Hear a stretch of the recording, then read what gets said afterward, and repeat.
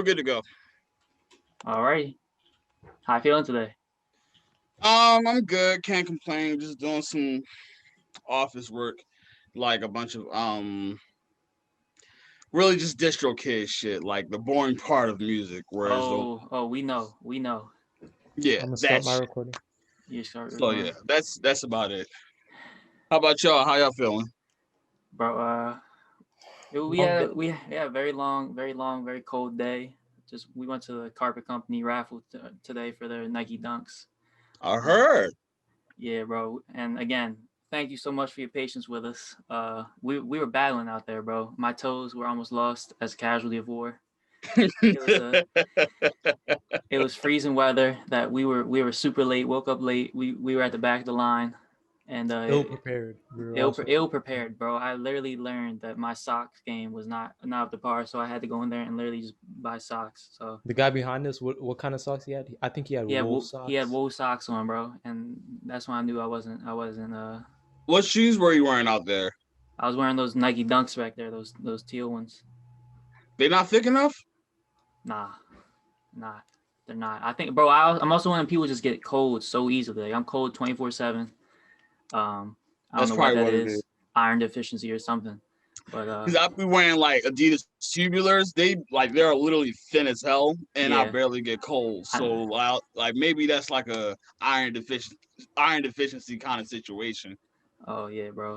Look, I learned my lesson. See, that's the thing about me. I learned my lesson after one mistake. So never It's again, good. man. But for our viewers, we're CStar Presents. We're here with Score of Swayze. Is it Swayze? one second, 1 second. It is Score Swayze, and I'm Score meant Swayze. to have this up right here. What just happened? What's that? I figure y'all don't have like a audio board, so I had to come prepared. No noises Oh, happened. the clapping. It didn't have. Oh well, fuck it. I'm sorry. Can I cuss on here? Yeah. No, Well, no, you can't. You can't. well, No, I'm joking. I'm joking. It's too late now. Mix Nah, ass too late single. now. nah, bro. My favorite part of the podcast is cussing. So Honestly, have we cursed before? I cuss every podcast except for maybe the Jason Russell one. Yeah, you better not have for that one. Yeah, except for maybe that one. I don't know if y'all probably ain't cussing with the cold one, but anyway, let's get to our guest today, man. We're here with Score Swayze. He's a musician as well as I wasn't as familiar with your music, but I was familiar with the series that BD does. Shout out to him. I've been following him for a minute, and I love everything that the Working Title and all them are doing. And I really like the series that he does. Are you on the series ever? Because the episodes I've seen the only one Just actually, him. yeah, just him. So can you explain that like? For one, actually, you know what? Give a little bit of background, because It's just too much overall, shit, it's honestly. too much. That's what I'm saying. Bro, we have that problem too. That's the thing. We have that problem too, though. So we understand it. But yeah, just give the background real quick, and then we'll get more in depth. Okay, so in a nutshell, I am Score F Swayze, and the F is for Finego. I am a rapper, producer, event curator. I don't even like saying the word fucking curator at this point. Event curator, content creator, owner of Score Swayze TV. I am the former host of Inside the Rapper's Studio, the first 100 episodes, and now I am just the executive director and executive producer of ITRS, which is pretty much Inside the Rapper Studio, but outside of rappers. So yeah, my hat's in a lot of bags. Producing, rapping, directing. Mainly this year, I want to like tap in with like just the directorial side of things, because to be completely bare here, I fucking hate being a rapper at this point. It is essentially just brand building with background noise, and I ain't come here for that shit. I came here to knock niggas' heads off. So Okay. we'll just figure out how to navigate within these new uncharted waters. Okay. So what did you start doing first? What was the first stone you put down? First stone was rapping. I started rapping September 11th, 2001. saw some planes getting knocked down. No funny shit at all. I saw that happening, and I was like, it's not about to be so good for Muslims right now. So let me express how I really feel about this whole situation. And I just did some like weak ass freestyle and wrote some weak raps, and it was just started from there. And from there, I just saw it as a self expression kind of situation. And then from What there, age was this? give me 1 second. I'm in an interview right now, Mariah. All right, cool. This was age 2001. I want to say 10. Yep, I was 10. Wow. So, like, throughout this whole process, throughout this whole situation, I was just really just exposed to what really goes on in this world and what really goes on within this country, especially when it comes to persecution of other people. So the best thing for me to do is kind of express it. I mean, I'm only 10. I don't have any voting powers. I don't know my local congressman. So the best thing I could do is just express how I feel. So what I started doing is really just like taking into the environment of where I was, which is West Baltimore. Right off of Pennsylvania Avenue, there was a place called One Love, which was like a clothing store. And every Friday or Saturday, I really can't remember, it's been that long. They used to have like little freestyle battles and ciphers and stuff like that. So that was like my first exposure, like up close and personal to what local hip hop was in the city. My brother used to do it for a while. He was pretty good. His friends used to do it. They were good as well. Um, I kind of just saw what they did and figured I could put my own twist into it. Older brother? Older brother, yes. I think he went by Mayo at the time.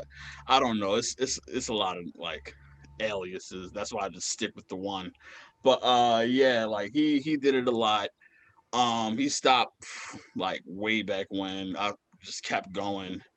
We never like rapped together or anything like that. But I also started rapping with my compadre, my guy, Finago Baby, within Finago Park, and we it started off as Start a Game back in high school back in 2009. But we kind of like grew and started rebranding and things like that. So everything just finalized as Finagle Park. Pretty much 12 years strong this year. Well, yeah, 12 years strong this year, and just pretty much just making sure that the ship stays afloat and sails through the treacherous waters of the hip hop industry.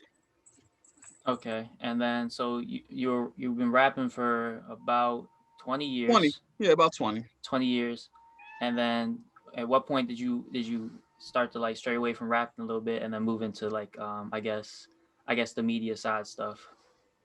Well, the media side actually came like last year. Like I was doing the thing called Swayze TV, where I would just like put my music in the background of stuff because I saw that content was the name of the game, and I had absolutely no fucking content whatsoever, and Like I in the felt background of what?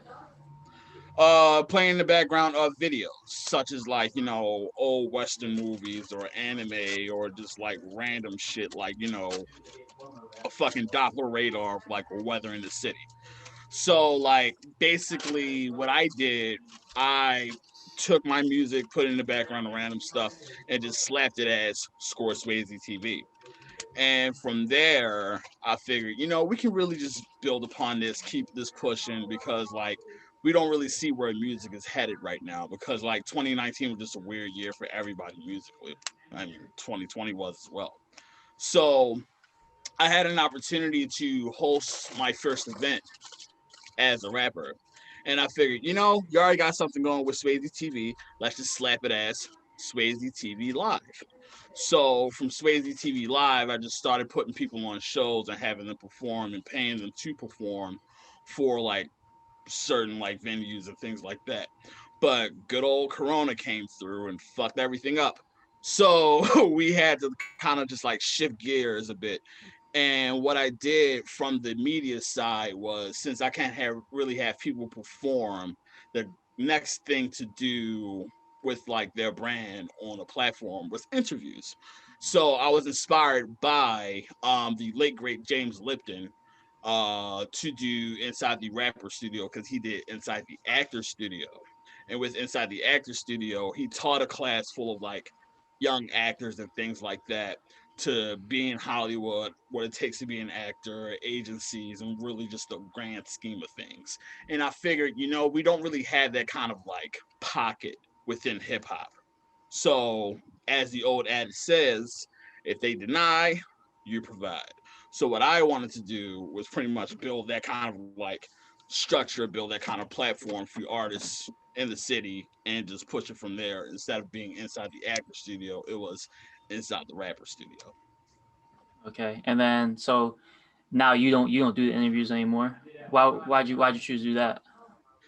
I'm not a fucking journalist at all. Like I don't even like talking to people. No offense. It's just that like I'm a very like in the pocket kind of guy. I just stay in my fucking room, work all day, watch wrestling and documentaries, and just make music. That's all I ever want to fucking do. So to kind of like balance things out, I was really just going to stop at 100 and that's just the show. But I figure something like this isn't really done in the city. One, two, it's not done often. So the best thing for me to do was still play the background, still like organize things, but have a new host. Thus, bringing in the well trusted and well respected BDJ Jordan Taylor. Great writer, great journalist, great interview guy. I mean, you've seen like all the episodes, hopefully.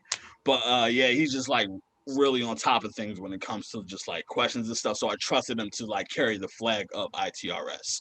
So you'll never see me on the show, not like ever again, but it's gonna be rare. So all I really do is just pretty much do what I usually do on Inside the Rapper Studio, but on the background side, like play the applause button, the boo button, do the intro voice like live from Working Title Studios in Baltimore, Maryland. It's Inside the Rapper Studio. That's me. So like I do like pretty much all the schematics, and I would just have BDJ be the figurehead and just talk to the people.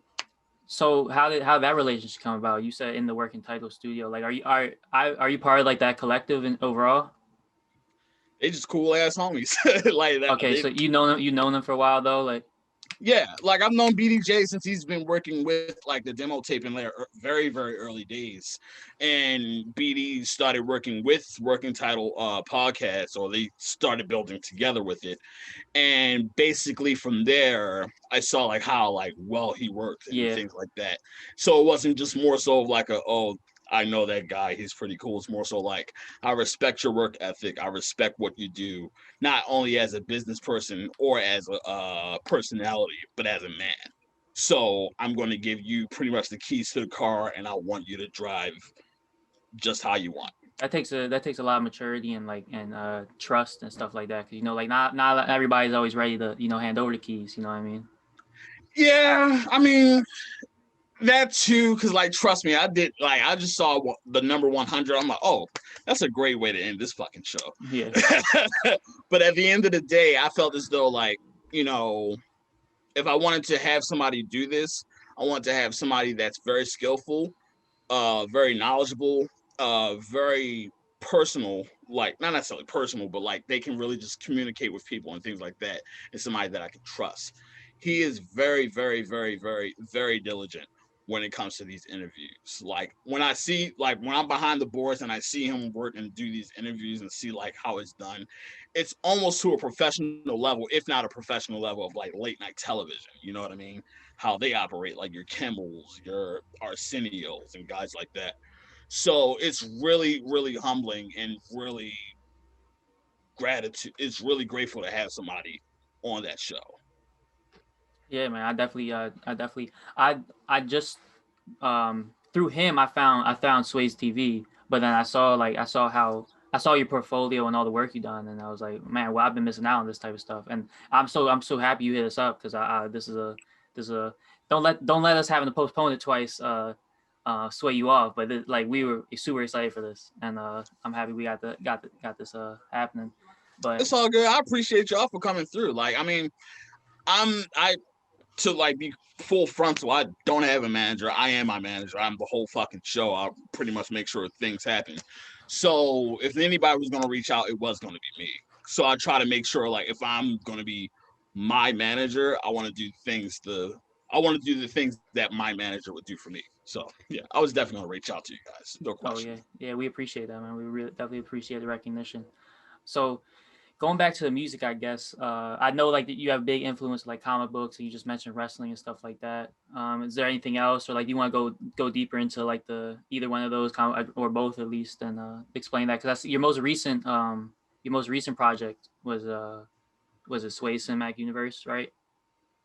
That's what I call my projects. Honestly, my albums and Oh EPs. yeah, Because yeah, I guess the whole thing, yeah.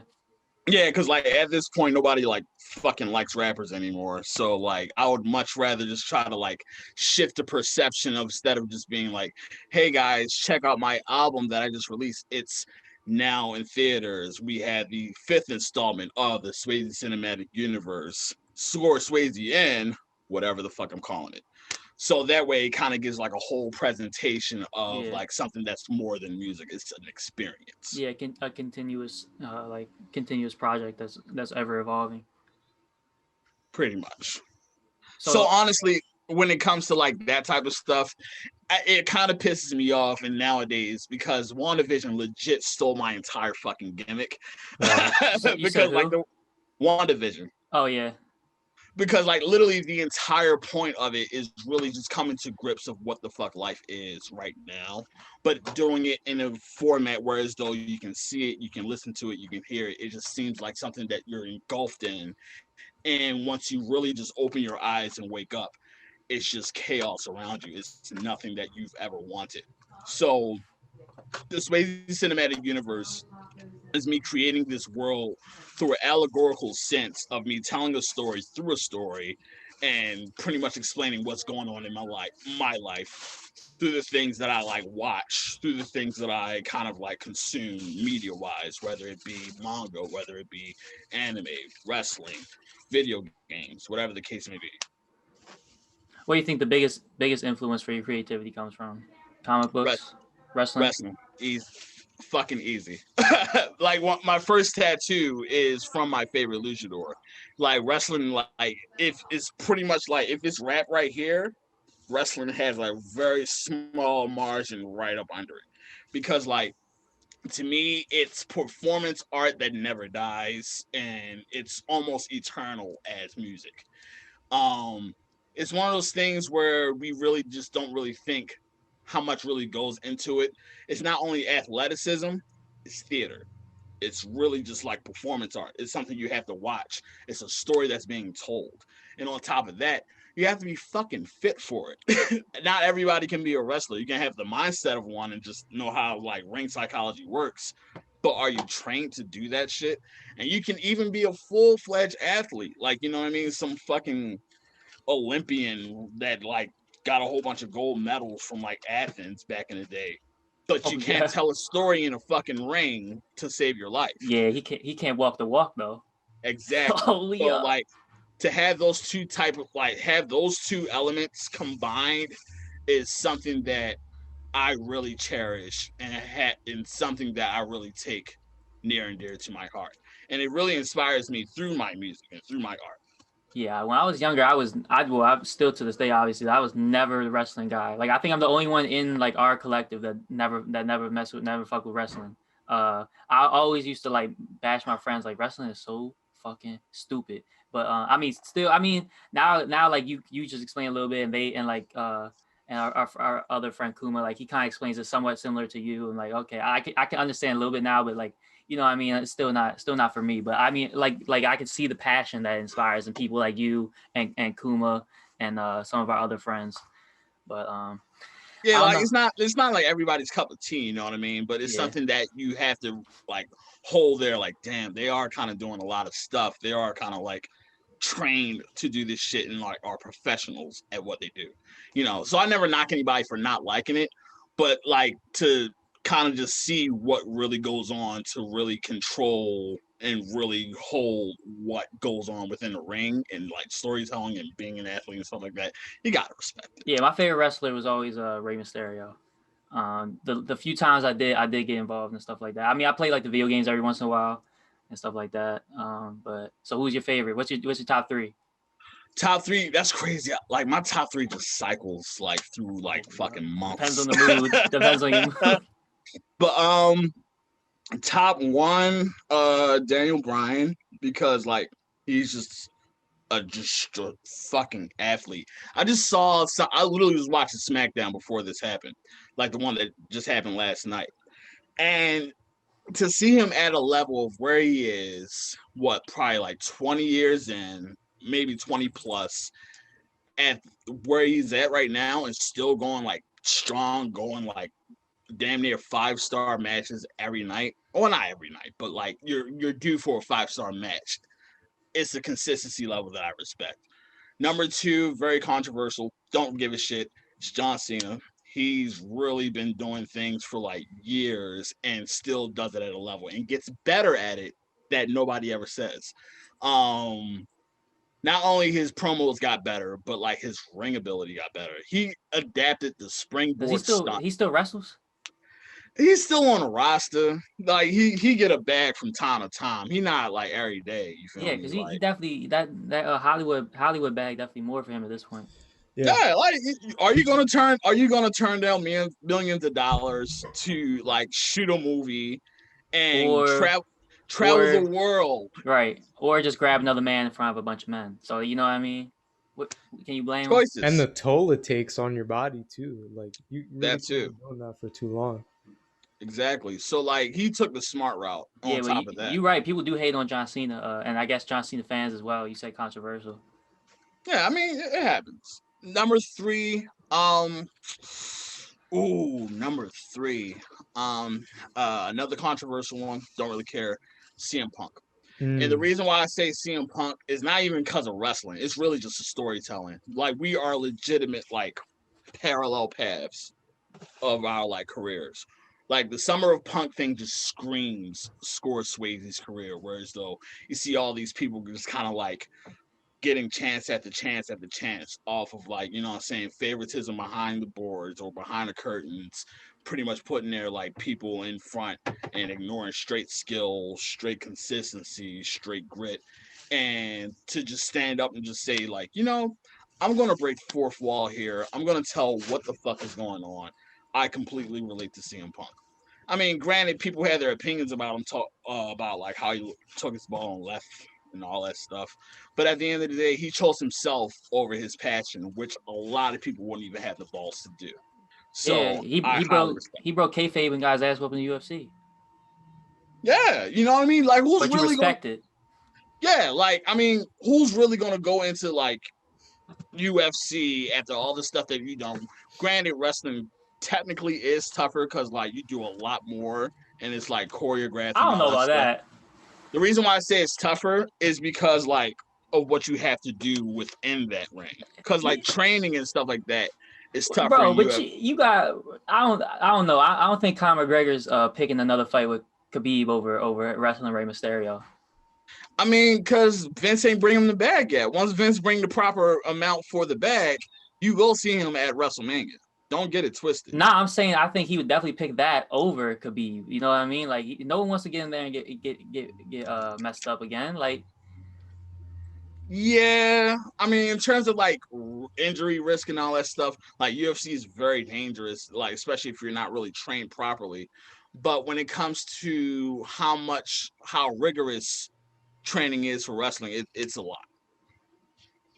I don't know. I might gotta do my wrestling training research. But so are you gonna get into wrestling? We just had the Maryland Championship Wrestling champion on the podcast. I saw him. Huge shouts out to my guy. I thought about it from years back. Probably not. I'm not gonna lie. I'm reaching big 3-0. Granted, some people started in their 30s. That's not going to be me. The arc is a traditional arc. You know, most people start out as rappers, move to interviewers, and then they just end as professional wrestlers. That's all. That happens all the time. Yeah, I think that happened with Ice-T. Like he has a signing with All Elite, if I'm not mistaken. But but no, like I definitely get into like training because like it does a lot for your body. Like the people that go into wrestling, like they will be like, it's a show called Tough Enough that dropped way back in the day, like in the 2000s. Like they would see people come in just completely out of shape, not really knowing how to really just get to the next level. They get through that training regimen and they're like cut, they're Right. fit, they are in shape. And to get that type of like training, I would love to get that training. So I will take the training, I won't take the career. Not a career. I mean, what about like an announcer? Oh fuck yeah. Oh what? I can see you there. I can see you Big there. bag. Huge bag. Are you kidding me? I was just talking to myself today about how Tony Chimmel like really got the bag just off being a solid fucking orator. Just for knowing how to say certain words in a certain fashion. And people pay you for that. Of course. That's the biggest thing I've learned in the last 2 years. People pay you for crazy things you wouldn't even imagine. Like money literally just falls out of the sky sometimes. Yes. You ever watch Street Beefs? I know it's not wrestling, but watch what? Street Beefs. Street beefs. It's like backyard UFC in West Virginia. Nah, that's fascinating. It's the most fascinating thing I've ever seen. I will do my research on that. You got any special matches? Shout out to the Iraqi assassin. Yeah, they do. Lil Hulk is pretty good too. What it was Iraqi assassin was the other one? Iraqi assassin. Bro, they have like the champions up on spray paint on the plywood walls. That's pretty fucking hardcore. I'm not gonna lie. I'll get into that. It's in the DMV too. It's like what, Virginia or West Virginia. Yeah, West Virginia. People from Baltimore go there all the time though. The DMWV. Cool. Yeah, DMWV. I didn't know if it was Virginia or the West Virginia, but I mean, a little bit farther. We can get there though. Gotcha.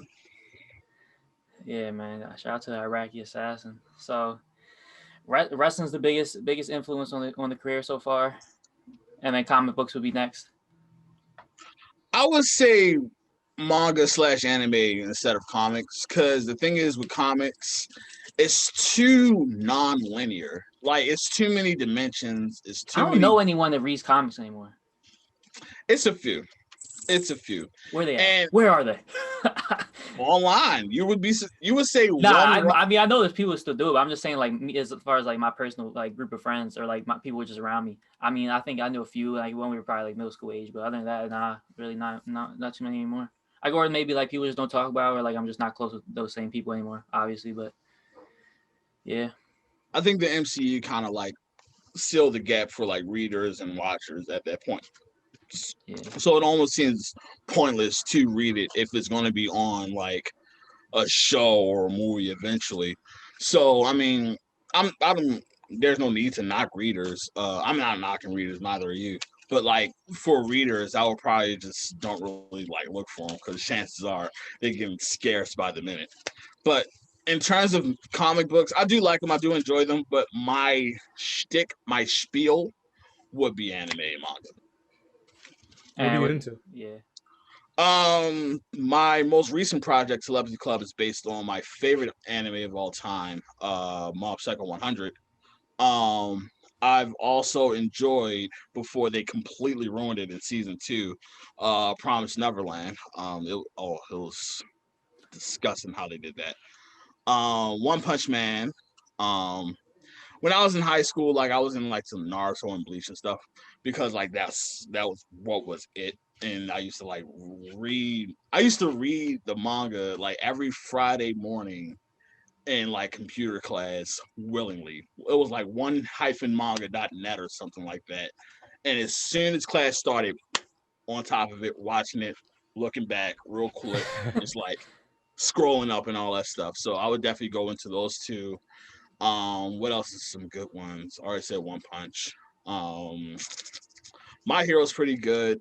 It's getting real personal too. My Hero. What else?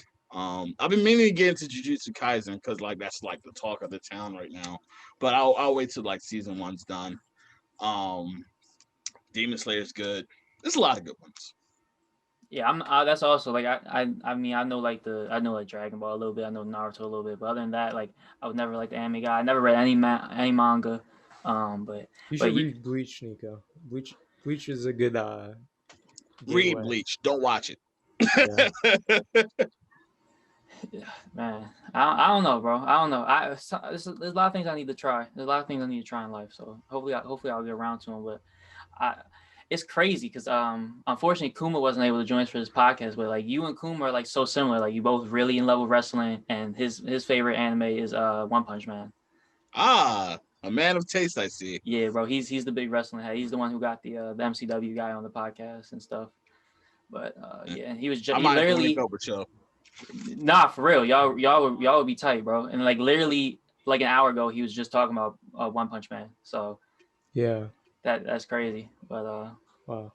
It sounds like you like narratives more than I guess even the wrestling low key, right? I'm a storyteller, man. Story. I started out with story. Even before I started rapping, like creative writing was my thing. Like in class, I think it was second grade, third or fourth, like in between that little pocket, like they would just give us journals and like they would give us like an hour to just do whatever the hell you want in that journal. I would just always tell a story. I would just think of something that I just watched, like how can I make this my story? I'm all about the narrative. Even when it comes to the music that I make, like the bars is cool. The bars is like top notch, but I'm telling a story through the bars. Like the latest project, Telepathy Club. Most people don't realize that that's a story in its own. Like it's not about like you know me being the hardest rapper. It's me celebrating my friends because Telepathy Club in Mob Psycho 100, he was just hanging out with his friends. They wasn't doing nothing fucking productive. They were just being fucking kids after school. And in the project Telepathy Club, granted, we were all working our ass off making a project, making visuals, making content, just making a fucking house of like empire. But excuse me. But at the end of the day, it was just me being with my friends, which I cherish the most. So I just made a project on top of that and just had them being the supporting cast. And all I really had to do was come through with a verse or a hook and then just left it at that. Everybody else got their shine and I just kind of played it back. Do you like mood board? How do you come up with ideas and concepts? It just comes to you. All in here, I say. oh yeah, Just all in here. I don't like I barely write things down, and I think that's going to be a problem in the future. But like when it comes to the ideas and stuff like that, I already have a vision for it, and that's literally the first step for anything that you want to do is just have a vision for it. If you can see it, you can do it. So I would just make sure that like if it's something that I can work on, if it's something that I can close my eyes, see if I can listen to it, if I can go from one ear to the next and see a scroll of film telling this story of how like things are going on within this project, I can yeah, create it. If I can't do that, I won't create it. Yeah. One of the problems that we have is we almost have too many ideas. Like we get spread so thin, and it's like we Is there gotta. such thing? Is there You'd oh be yeah, such there thing? is, surprised. bro. We're in so So many bags right now. We gotta consolidate. We're in the midst of consolidating as we speak. And so that's something you don't have a issue with. You could manage multiple projects at the same time. Like I'm on top of Swayze. I'm on top of Score Swayze TV and the projects on top of that with my music, with my personal life. If it's anything that I'm doing, it's fucking juggling. yeah, That's kind of like what things are right now. Like with ITRS, I give a lot of credit to BD and what he does, but like I do a lot of shit for ITRS. I make the visuals for it. I make the trailer, the flyer. I'm the editor for it. Like I have like literally I have like Premiere Pro open right now to get on to the next episode. I do that. I have if you did like enough research for like Scorespace TV, I have a Smash tournament called Saturday Night Smash. That's going to be going on cycle 2 really really soon. So if you guys are into that, you can join right in. I run that. I do my music. I do a lot of stuff for my music, such as like the trailers, the content, the graphic designing, the video ideas, the writing, the production. yeah, And on top of that, I have to live my fucking life, you know. So like, I have all these things that I balance. It's just a matter of like load management. What can you take off for right now? What can you put on for right now? And Mhm. make sure that train keeps moving and make sure the train is well enough to move. Yeah, you have really good. Seems like you have really good delegation skills. Like you found people like BD and stuff like that who you picked out good people and people you trust, and like these are also like people you can count on. So it's like that kind of like lifts the burden off your shoulders for like what you can trust them with, because you don't even gotta think about that anymore. You know what I mean? And it kind of like you just got that cycle, got that in rhythm. Exactly. Like it took a while for me to even get to that point, honestly, because just off the T word you said, it was trust. Like, can you trust other people to like execute the vision that you have? And honestly, sometimes, or even most of the time, they even improve the vision that Yeah. you have. They'll give you great ideas to how this will work. Oh, wait, I got an idea. Maybe if you put this right here, or maybe if you do it like this or that. Like, trusting others is the best way to trust yourself, because at the end of the day, you choose these people. You could do this all by yourself all you want. You know what I mean? You could be the whole fucking show, but it takes a club to like really flesh it out. And that was like kind of the idea between those two projects that I did with like TWFNS, the whole fucking show, where I just literally did everything in that project, and Telepathy Club, where I just let everybody else do everything, and it blossomed out either way. So it's just a matter of trusting others and trusting yourself to trust others, which is like really the key one, is trusting yourself to trust others. That's a big one. Yeah, I I mean, think that should be the title of the podcast. trusting That'd be yourself to cool. trust others. Oh, yep. I think that's where I think that's probably like the process we're in right now. Like obviously we have like our others, but I think we're all like a little we're definitely younger, and I think we're trying to get our plates in order and stuff like that. So I think we're not fully ready to, or like we're ready to trust each other, but it's like we don't trust ourselves in order to trust each other. I think that's the key part we're missing sometimes, and that's a big step. I think it's a big step, but It just takes the one step. I'm telling you now. How old are you guys? I just turned 21. Avenues is 21. Everybody else is just 20 or 19. Don't learn that shit when you're 29. Trust me. Oh yeah. Like the best thing I can tell you is like you are literally in the best position ever. Whether you don't think it or whether you do think it, you're always in exactly where you need to be. Trust yourself, trust that instinct. Like really, intuition is what you need. Because a lot of times we just are very insecure about how we move, how things look, and most of the time that really just comes from like just people watching. You know what I'm saying? Pocket watching. What keeping up with the fucking Joneses? Fuck the Joneses. What's making going on making with you? comparisons. Yeah. Exactly. Like letting compare, like living with a thief, because comparison is the thief of joy. You live with a thief. Get Oh that yeah. thief out of your fucking house. I like that. I've never heard that. No, that's a huge fucking thing. Like comparison is the thief of joy. Like put those fucking blinders on. Make sure whatever the fuck is going on with you, with CStar, with the brand, is your trust. Because you trust yourself. You came this far. You know what I mean? I'm not gonna lie. As soon as I saw, like, I followed you for like I think like a couple weeks, but as soon as I saw like the MCW champion, I'm like, oh, yo, motherfuckers making moves. That's a huge move, man. Like, I feel like with most people, they just kind of get into that perfectionist mode, like subconsciously. We definitely It's, were for a while. so like a lot of the times they were just like staying there. So at the end of the day, I always tell people like it's gonna come out perfect, whether it's imperfect or not. Yeah. Did you do it?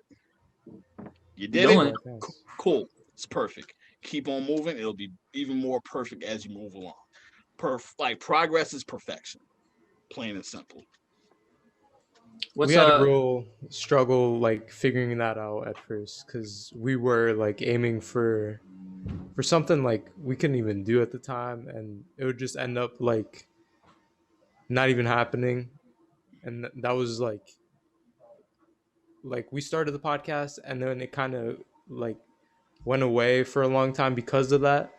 And then now we're like we started to trust each other and trust ourselves, and you know, like we're getting in the roll of things again. So Got in that bag, I see. yeah, Absolutely. I love to hear that type of shit, man. Like, especially when it comes to like people that are just starting off whatever the fuck like they want. Just start it. Like I always tell, like whenever I had to get like interviews like this and stuff like that, and they ask me like, "Well, how'd you start Score Swayze TV?" Blah, blah, blah, blah, blah. Like I just fucking did it. Like just do it. Legitimately, just do it. Like with the interview series of Inside the Rapper Studio, it started off as IG lives. That shit was abysmal. Like it started cutting off in and out. Like I got one episode that's 6 parts. 6 fucking parts because it kept like cutting off and cutting on. But like now as like things progress, you get better at it and you perfect it. Now I didn't even imagine me having like an opening segment for a fucking like interview series with me doing the fucking like Showtime at the Apollo voice ass shit, like live from inside the Rapper Studio, blah, blah, blah, blah, blah. Like that was some dreamy shit, but like that doesn't start, and you never do that unless you take the first step, and the yeah, first step is the most important, because if it's a step one, there's a step two. Oh yeah, I like that. So would that be the, like, if you could go back and tell your younger self at the age of like even 10, or like when you're maybe like fresh out of high school, like a piece of advice, would that be it, or is there something else you would say? Nope. I wouldn't tell myself anything younger, Oh, I like that answer. because at the end of the day, God gives us the things that we can handle. If I ain't had that shit back then, I couldn't handle it. If I have what I have in my hands right now, I can handle it. If I have like a whole like media outlet thing such as like Score F TV now, I can handle it. If I didn't have it back then, chances are I couldn't handle it. yeah, You got to trust in intuition. You got to trust God. You got to trust the universe. You got to trust these things, the powers that be, that put things in your hands into place at the time of being, to do what you need to do. If you don't have it now, it's not meant to be. If you have it later, it's destiny. Oh, this man is just dropping nuggets of gold. I try to do that with every interview, man, because like at the end of the day, I see what really goes on in like the world. Like shit is crazy. Shit is lost. Like 366 days ago, I will probably be getting ready for work at a job that I didn't want to fucking go to, getting ready to like shoot a video that I had no faith in and all that stuff. 366 days later, I find myself giving an interview, which I rarely give. Back in the day, I rarely gave interviews because I didn't put myself out there enough, and really just gained a lot of perspective on really what goes on, not just within music, not just within media, but in life. We need life interviews. We don't need music like, oh, I made this album, we can drop this on April such and such. Who gives a shit? Like, people are fucking dying. We have unemployment, freezing their ass off in Texas. Things are happening right now. So if I can like at least give myself out to an interview to even speak on certain situations or just overall life stuff, I'm going to take the opportunity to do that. And And I I'm and I try to do that with like every interview that I'm in. Like, granted, Celebrity Club out now, watch the latest episode of ITRS, but at the end of the day, make sure you're doing what you need to do to get to the next level in your life. yeah, and That's priority. yeah, I told Ebenezer on the way to do this, dropping ourselves to our houses, that I could tell like there's two different types of interviews. There's like the conversation ones, just like this one, and then there's like the ones that are like they're not like forced, but like they have a timeline. You know what I mean? Like, Format. yeah, they had like the format ones. You know what I mean? And I could definitely tell just like off the immediate vibes of like how you hit us up, and like just how we were kind of on the same thing, and like I instantly just like getting the same type of like vibes from you that I got from like Kuma and stuff like that. That I knew that this was gonna be one of those interviews. I told Ebenezer that in the car on the way here. I knew it. I could just tell. Cause like even with like Inside the Rapper Studio back in the day, like I did have like a list of things to talk about, questions to ask, songs to talk about. But if the thing popped up and there was a time to talk about it, oh, by all means, let's spill our fucking guts. You know what I mean? Because at the end of the day, like we don't even get a chance to talk to rappers about what it is to be a fucking rapper. It's always about what's your latest visual, some TMZ shit that's completely irrelevant to your career, and some shit that's probably going to get you caught up on some legal shit. I don't give a fuck about any of that stuff. Like anytime I used to do like the 100 episodes and like those interviews and stuff, I always tell them like, all that TMZ shit, don't even bring it to my show because that's something that you don't even want to fucking talk about.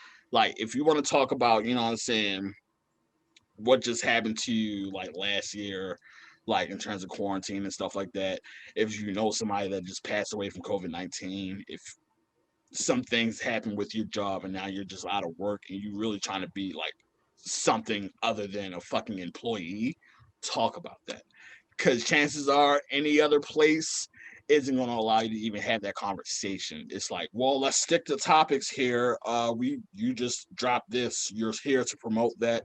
Who gives a shit? You have a fucking life to live. Let's talk about the life that you live. You know what I mean? Even in Yeah. this situation, you know what I mean? Like I have shit to promote, but if I have an opportunity to talk about things like this, of course I'm going to take the opportunity to talk about things like this. Yeah, man, we definitely like that doesn't go unnoticed. You know what I mean? Like we appreciate that type of openness and like I said, these are my favorite these are my favorite podcasts. You know what I mean? Stuff like this, these real conversations. Um, but yeah, you bring up a good point. So how did COVID uh affect your creative process or just like you in general as a person? Before 2020 happened, I was already in the well, before 2020, not the year 2020 happened. I was in the process of creating my project BNS. This is before I even knew what the fuck this year was going to be. And I was just really just creating like, okay, I've been sitting on these songs for quite some time. I've been bluffing my ass off when it comes to releasing music and all that stuff. Okay, let's see where this can go. I dropped a video, Pretty Boy Blanca, featuring KLA. The day of, John Cena followed me on Twitter. And I was like, oh my fucking God, yeah. Oh So, yeah. yeah, so I was like, oh yeah, we about to turn up this year. And then I got that notice, hey, don't come back to work anymore. Shit's fucked up. I'm like, oh. So for the first time in 10 years, I did not have to go to work outside of my like shit. And it didn't really hit me until like the summertime, but like for quite some time, I was just at home. Like you could ask anybody that I know on a personal level. If you see me before COVID, it was at work. It was clocked in. Like the roommate that I know now, we've met each other through work. I would have known them outside of work. And now that I'm in a space where so I can be something other than a fucking cook, it's perspective changing.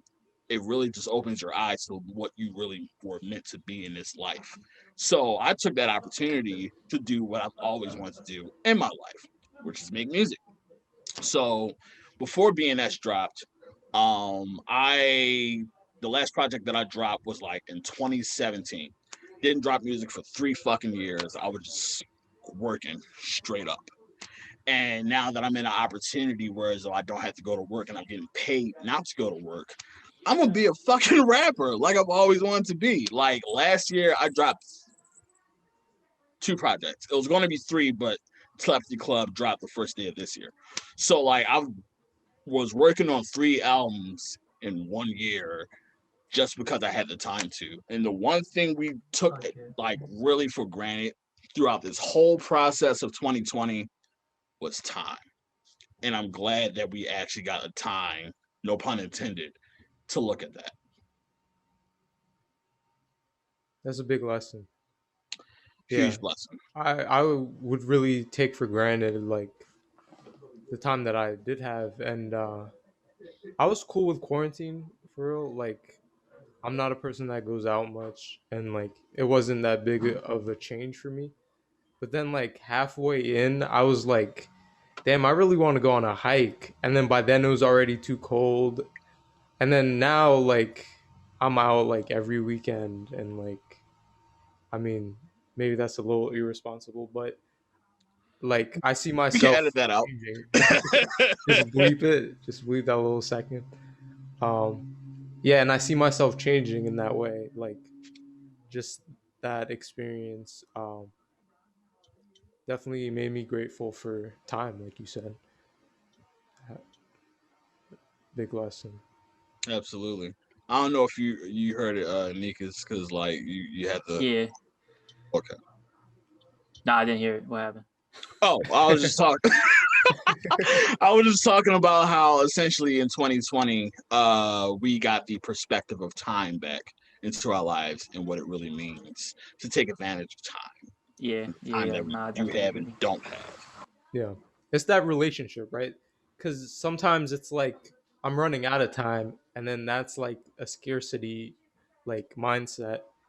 And I don't know about other people, but for me, I kind of like tune shit like that out, like, and then, but just being like grateful that you even have like some sort of time, and like really like cherishing that shit. I think that's like the right versus wrong perspectives of the two, right?